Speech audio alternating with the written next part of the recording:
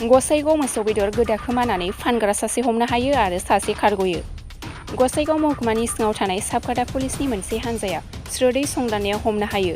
मोसौ बेदर गोदा खोमानानै फानग्रा सासे फालांगिखौ लोगोसे सासेया खारग'यो। मिथिनो मोननाय बायदिब्ला मोसौ बेदरखौ गावनि न'आवनो गोदा फुबाय थानाय समावनो हमनो हायो होननानै मिथिहोदों पुलिसआ। हमनो मोननाय मोसौ बेदर गोदानानै फानग्रा फालांगिखौ पलासिगुरि गामिनि थागिबि आशराफुल आलम होननानै सिनायथिनाय जादों आरो खारग'नाय सासेखौ हमजानाय आशराफुल आलमनि बिफा आजमत आली होननानै मिथिनो मोननाय जादों।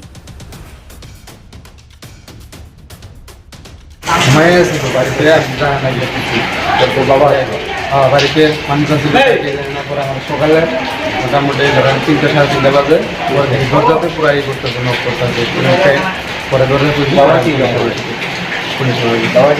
সবাই এমনি বাজারে ধান পাকা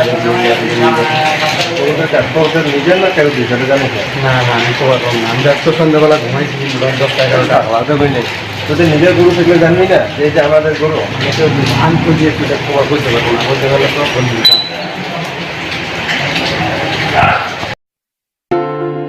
मोनसे गोनांथार फोसावनाय बे खौराङा नोंथांनि थाखाय गोनांथि जागोन। गोनांथि खौराङा बेनोदि चिरांनि काजलगाव एसबिआइ ब्रान्चनि नांजाबनाय रोंगौथि गोनां डक्टर सुमिक देबजों लोगोसे माखासे डक्टर मोननो हानाय गंसे मोजां देहा फाहामग्रा एसडि क्लिनिक दङ। फै बिदिब्ला बे देहा फाहामसालियाव मा राहा मोननो हायो नायनि। डायबेटिसनि थाखाय फाहामथाय, सरासनस्रा सावस्रि फाहामथाय, बिखा बेरामनि सायाव फाहामथाय। नोंथाङा जुदि बेफोरबादि बेरामजों भुगिनांदोंब्ला काजलगाव एसडि क्लिनिकआव थांनानै नायजाहैनो हागोन। नायजानायनि सम फुंबिलिनि 9 रिंगानिफ्राय सानजौफुनि 1 रिंगासिम आरो बेलासिनि 5 रिंगानिफ्राय मोनाबिलिनि 7 रिंगासिम नायजानो हागोन।